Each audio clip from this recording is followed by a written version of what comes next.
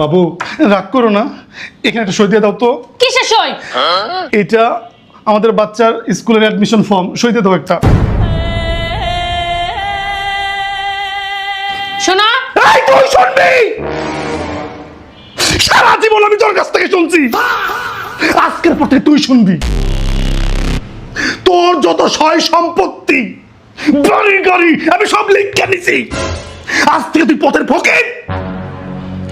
500 টাকা চাইলে 500 টাকা কি করবো? আমি না ছেলে মানুষ, স্বামী, আমার সাথে চাকরের মতো ট্রিট করতি। আজ তোর পথের ফকির বানাইছি, 5 টাকা যদি আমার পায়ে পড়বে। শোনো, আমার কথা শোনো, তুই আমার শুনবি।